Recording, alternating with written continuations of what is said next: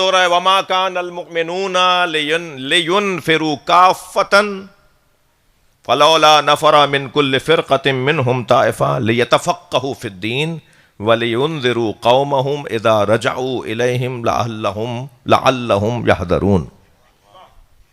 سورہ توبہ کچھ دیر بات ہو، آیت کے الفاظ پر غور ہو، اللہ کے کلام پر غور کیا جائے، تدبر کیا جائے، اللہ کے کلام پہ تفکر کیا جائے۔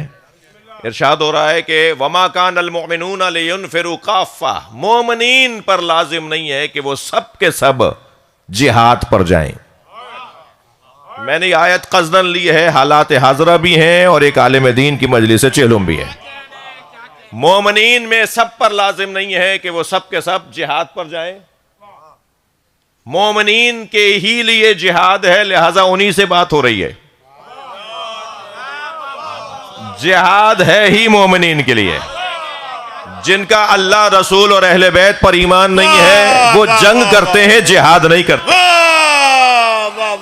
الفاظ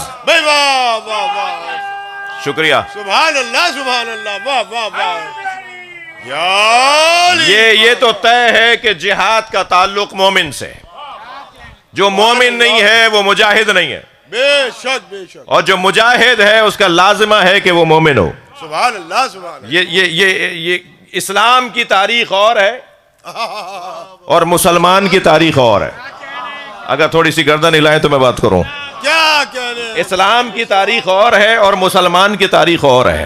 مسلمان کی تاریخ نے تو 1400 سال سے شرمندہ کیا ہے، مگر اسلام کی تعلیم نے سرخرو کیا ہے۔ بھائی کیا وہ اسلام کی تاریخ اور مسلمان کی تاریخ کو میں کیسے سمجھوں گا؟ طویل گفتگو کے بجائے 2 لفظوں میں کہہ دیتا ہوں۔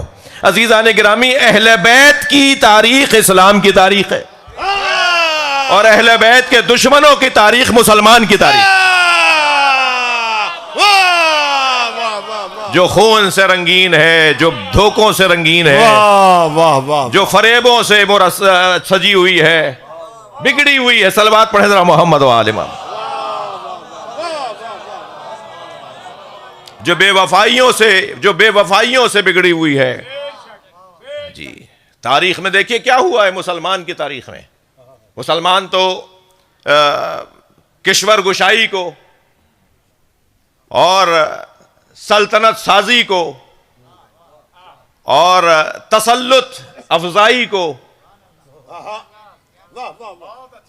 اور ظلم روائی کو اپنا اسلام سمجھتا ہے، دین سمجھتا ہے۔ جی، مسلمان بادشاہوں کی حکومت کو مسلمان حکومت کہنا، مسلمان بادشاہوں کی حکومت کو اسلام کی حکومت کہنا، یہ شرمندگی کا سبب بنا۔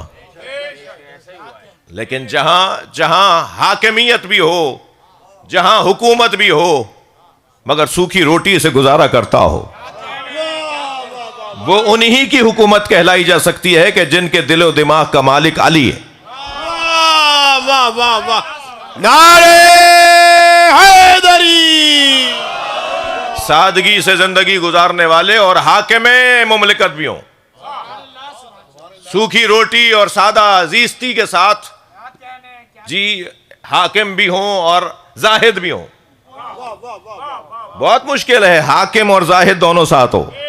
حاکم ہے تو زاہد نہیں ہے، زاہد ہے تو حاکم نہیں ہے۔ لیکن اگر کوئی حاکم ہونے کے ساتھ زاہد ہو تو اسے علی خامنائی کہا جاتا ہے۔ صلوات پڑھ لیں محمد و آل محمد۔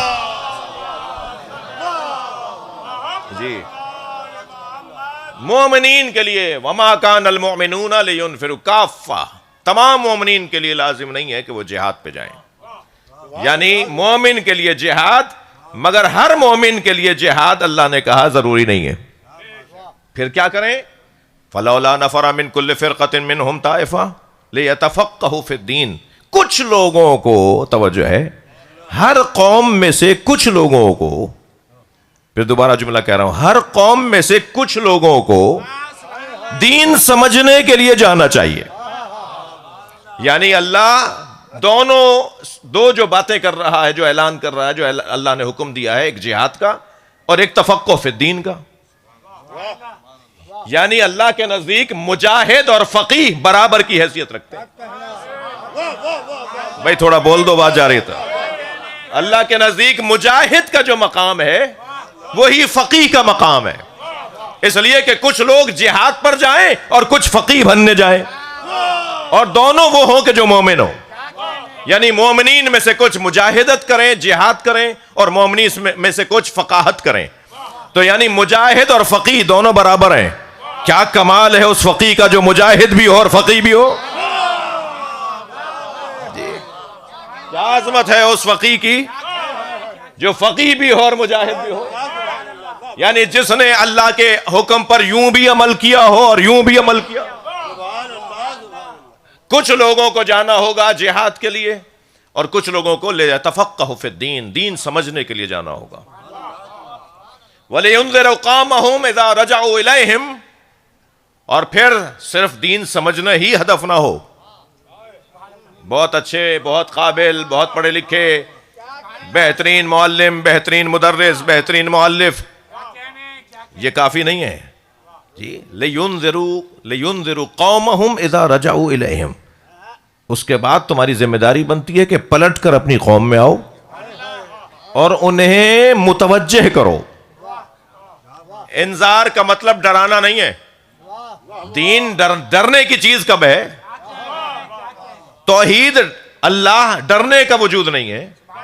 انذار کا مطلب کہتے ہیں نا انذار اور تبشیر، تنذیر اور تبشیر، انذار اور بشارت، یعنی ڈرانا اور خوشخبری دینا. یہاں انذار کا مطلب ڈرانا نہیں ہے، متوجہ کرنا ہے. میں دلیل دے دیتا ہوں قرآن سے، قرآن کی بات ہو جائے. پروردگار عالم نے اپنے حبیب سے کہا وَانذِرْ عَشِيرَتَكَ الْأَقْرَبِينَ، اے میرے حبیب اپنے گھر والوں کو ڈراؤ نہیں، سمجھاؤ. اپنے گھر والوں کو متوجہ کرو.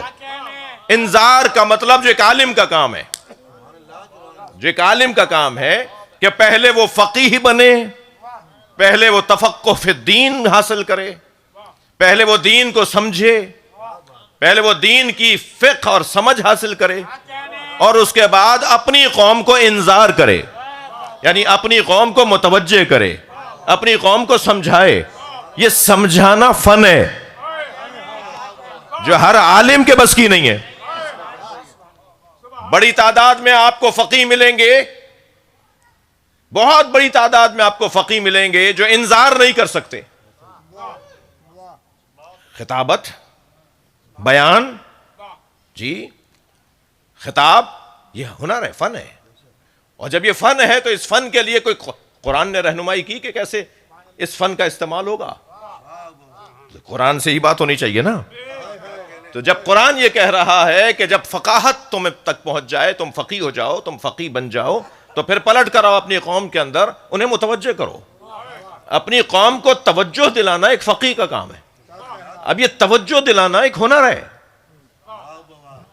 بھائی کچھ لوگ بولتے ہیں تو بگاڑتے ہیں، اور کچھ لوگ خاموش رہتے ہیں تو بناتے ہیں. ہمیشہ بولنا ہی ہنر نہیں ہے، کبھی تو خاموش رہنا بھی ہنر ہے.